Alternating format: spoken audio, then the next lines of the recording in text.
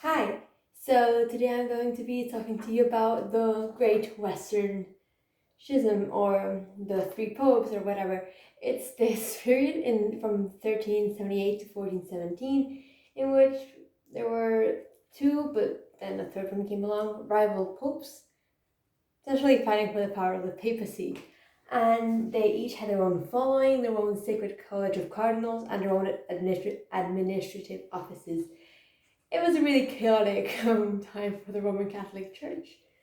So yeah, and it was just, I mean, it ended a few years, 100 years before the Reformation. So imagine if this had happened then. So let's start.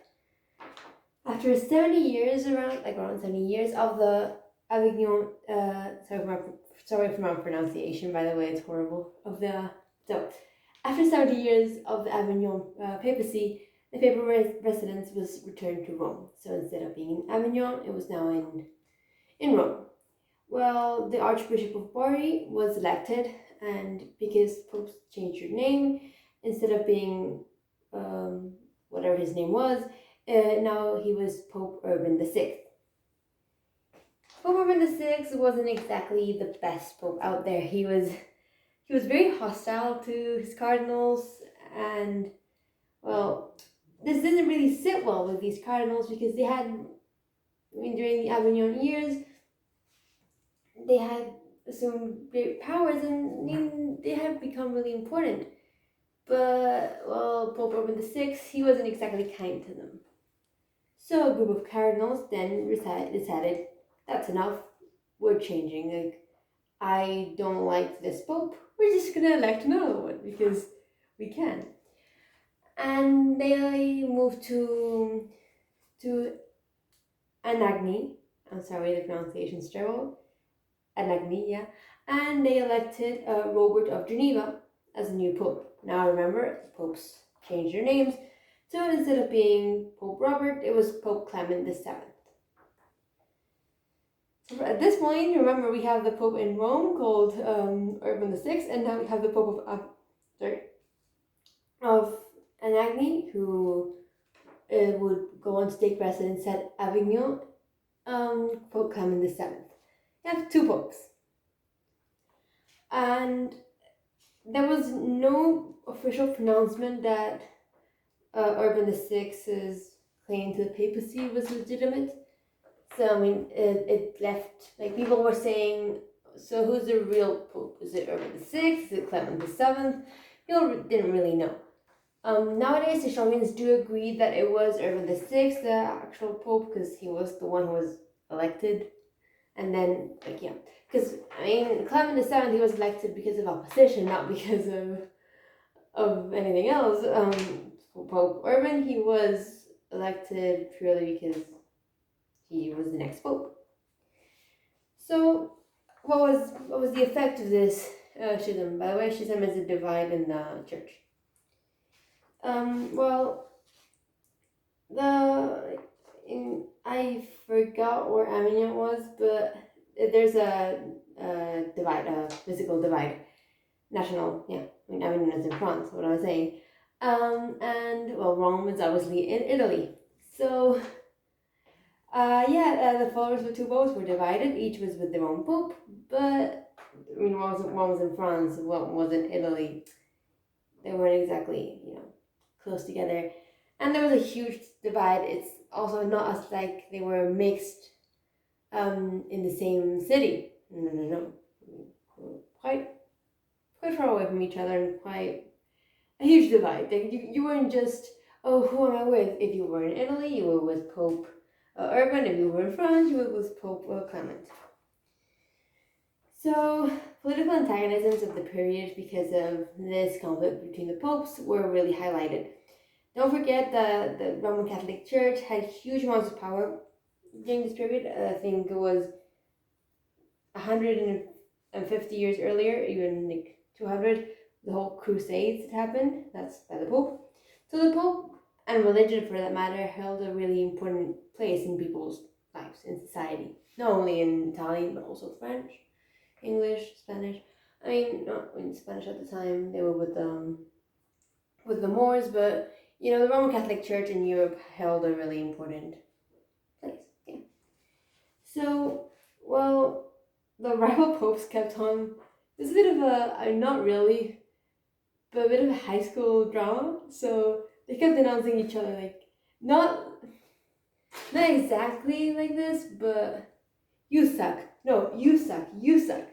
They kept on denouncing each other, and obviously at that moment it was really serious. But I want to imagine that it was somewhat like a playground. Just you suck. No, you suck. And well, this led to people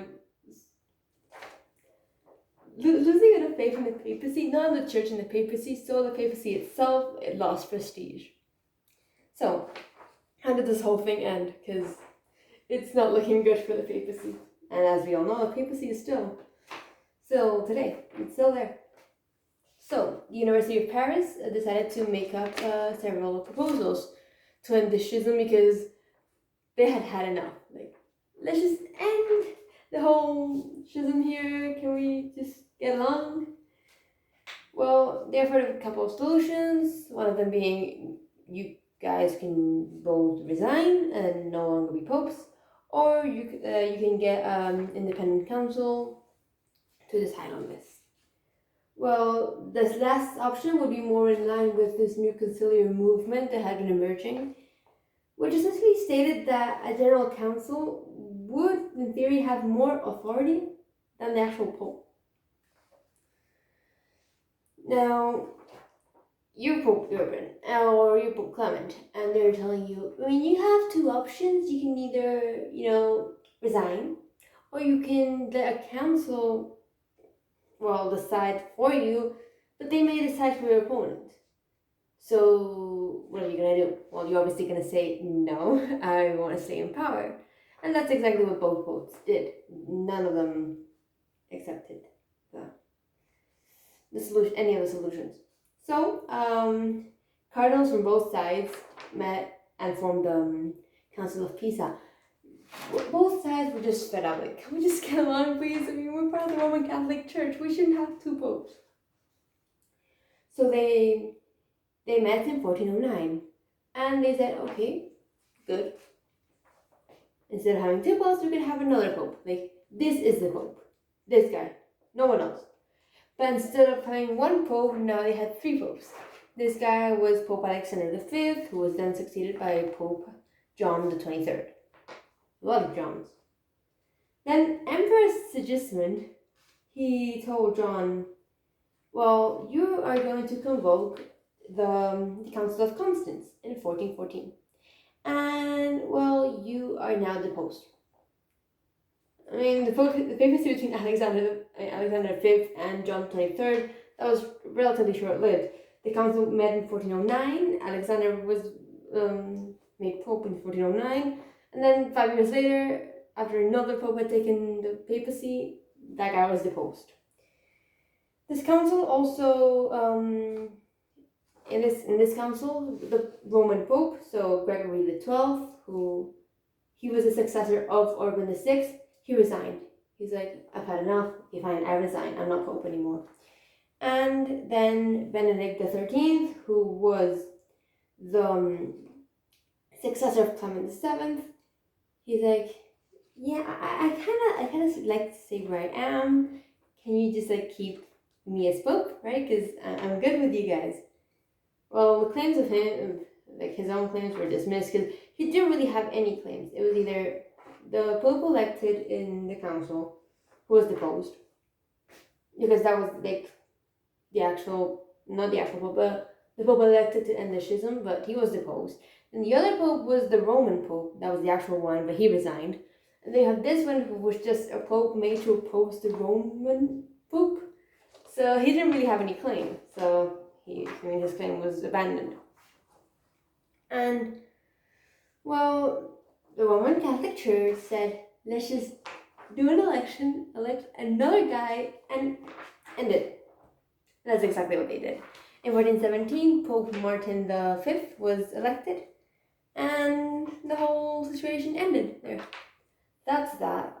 That's the Western Schism, the Great Schism, or the Great Western Schism. I just like to imagine it as in a school ground. They said, "You suck, no, you suck." Well, I'm gonna form a new papacy. Well, all right, I'm not gonna back down.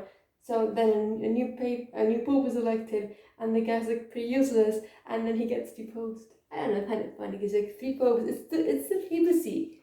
They should be mature. They should be, I don't know, not fighting for power in such a short amount of time. So yeah, that's pretty much it. I mean, it's not a huge conflict. There was no actual conflict, but I just find it funny. So yeah, that's pretty much it. I'm gonna end it there because there's really not much else to say. No conflict like this has happened since. I just want to imagine, what if this had happened during the whole break with Rome in the 1530s? That would have been interesting.